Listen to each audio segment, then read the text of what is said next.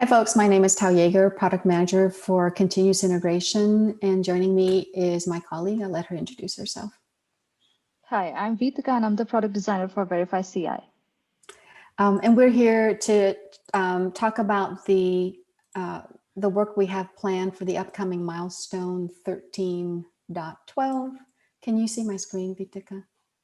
I could, yeah. Okay, and the 13.12 planning issues open? Yes. Okay, so before I dive into some of the issues that we're going to be focused on, I want to go back and talk about what we have identified on our category direction page is the focus for what's next and why. You may recall at my last kickoff video, we talked about wanting to tackle usability issues in Q1 and Q2 of our current fiscal year 22.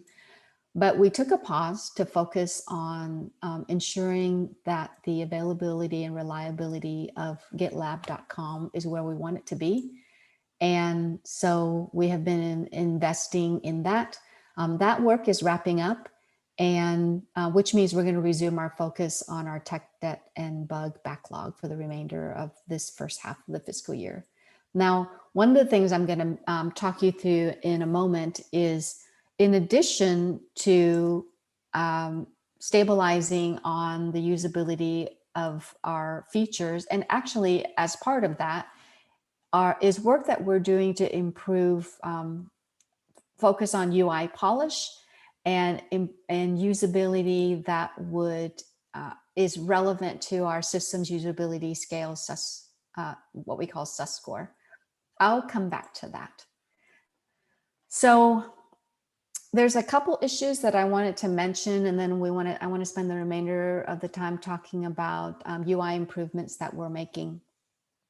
One of the issues we're targeting for 13.12 is mentioned here, which is the issue related to allowing you to disable the default behavior of merge immediately. Merge immediately is there to allow emergency patches to bypass if safeguards such as merge request pipelines or merge strains. But for some organization, you do want to have the flexibility to turn that off. And we have that in this issue too. What the setting does is it mimics the current behavior that is not a project setting. And this issue will make that into a project setting so that you could disable. So that is the focus there. And what we'll be doing is adding that. I think is there a design for this? There's no design. So this proposal here, like the text which is written right under proposal, that is the design. Yeah. Okay.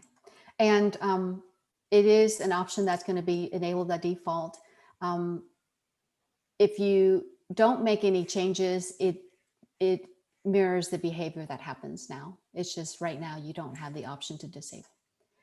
The other issue that we're going to be working on that in 13.12 is notifying users when their CI usage falls below a threshold. We have the functionality now for notifications, and we're going to add to that notification when CI minute usage is at a level that to prompt the user to either add additional minutes or just to give them general awareness that they will soon run out of CI minutes based on their plan or an exhaustion of any previously purchased additional minutes. So that'll be a notification that gives you more advanced notice in addition to the UI that shows you the amount that's been used to date. Then the other items that I have listed here and what's next and why will actually be for a future milestone. Okay, so one of our focus is increasing our SUS score, this score being an industry standard that measures the overall system usability. And we have issues in our backlog that we are tagging with a label that lets us know that we believe that solving for that issue will potentially help us improve our SUS score. I'm going to hand it over to Vitika to talk about there's some issues that we've completed in previous milestone, and then there are some that we have planned for the upcoming milestone as well. I'm going to stop sharing, Vitika, so that you can drive. Yeah.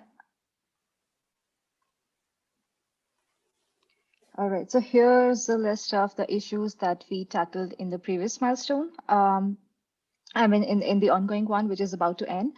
And I have them open, but not in sequence, so please bear with me. All right, so first one is, it was an issue which was opened very recently. Like you can see here, it says 1 week ago. So this said that tooltip positions in pipeline job page, there was some problem with that. Like when you are hovering over a job, so the tooltip appears. And what it did was it was occluding the job name, which was right above it. So to tackle this very quickly, a merge request was opened by Sam. And as you can see, this is how it used to appear. Like it used to cover the job beneath or above it. Now it appears on the side. So yay. Yeah. And we did that one really quickly, right? Yeah. And so we never got a chance to, some of these you'll notice, folks, we never got a chance to talk about them in the last kickoff video. And we do want to showcase these because we are giving a lot of focus on usability, and we're doing these, some of, in this case, as they come in. Okay, Vitika, let's look at the next one. Yeah.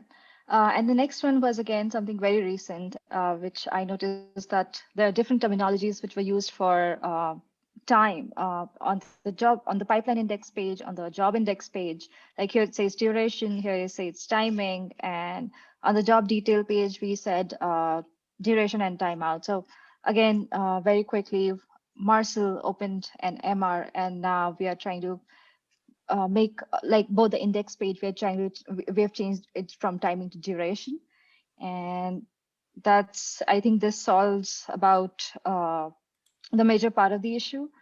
Then moving to the next one, this one here says improve UX on off toggle for CI/CD left nav. So we have this option to switch on and off the option of CI/CD that appears on the left side navigation, the main navigation. But the way this trigger was placed in the settings, it was not very easy to figure out like what is it there for.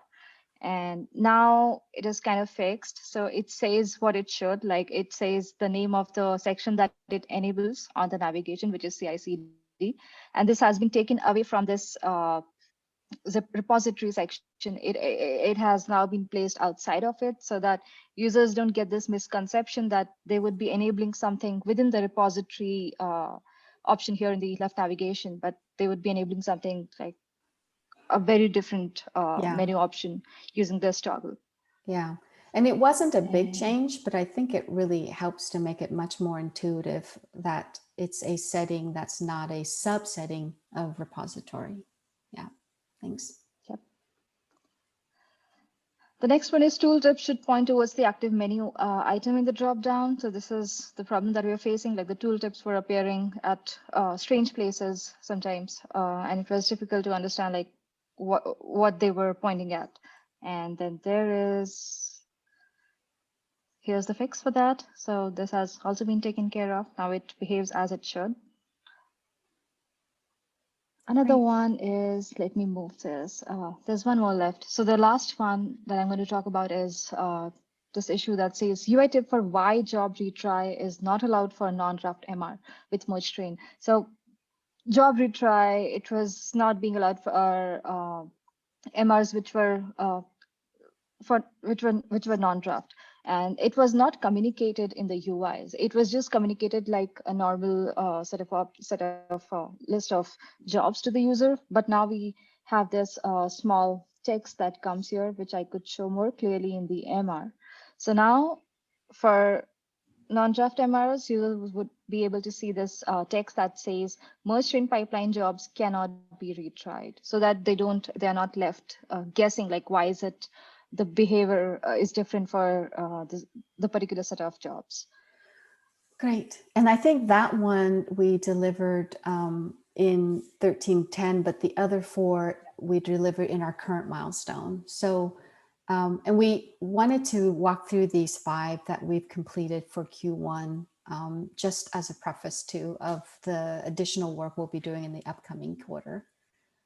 Do you want to walk through the one that we'll work on this coming milestone? Yeah, sure. Yeah. In the coming milestone, we'll be working on this problem. So I would talk a little about how this came into our attention and I mean how this whole problem statement, it kind of emerged. So first of all, there was an issue that talked about introducing a new action in the pipeline index page. So I mean, those of you who work with GitLab CI, you would be aware with the pipeline index page, this is how it looks. And then you see all these options on the side. I mean, not exactly the way you see here because it's a proposal, but it's similar in placement and looks. Now, the problem was that if we ever plan to add additional action to this, this block is just going to get longer horizontally. And that's not what we really wanted because it was kind of eating up the space on the table. So we wanted a solution that was more scalable and also something that kind of very clearly speaks as to what is the primary and the secondary actions there. So just for a starter, I ran this internal poll just to get an idea about what are the options that users generally perform from this list of buttons that's available to them. And besides that, there was also a Twitter poll. And depending on the data that we got, this is the solution that was proposed. So hypothetically, let's say if you're including a subscribe button, which is not the case, this is not an issue for that. Is just to speak like what happens if we add an action to this list. So what will happen is we are now introducing an ellipsis menu option here that would contain any new option that we introduce, which would not qualify as a primary one. And besides that, additionally, what we are doing is earlier the option to download artifacts, which was very upfront, which used to appear somewhere here, is now moved inside this menu option. And besides, I mean, demarcating the primary and secondary actions, one more thing that this design would be doing is improving the performance for this page. Because what it does is it kind of isolates the loading all the artifacts for the page from loading of the page. So until user comes here and clicks on this kebab menu, the list of artifacts would not be loaded. And that would make loading of the page faster.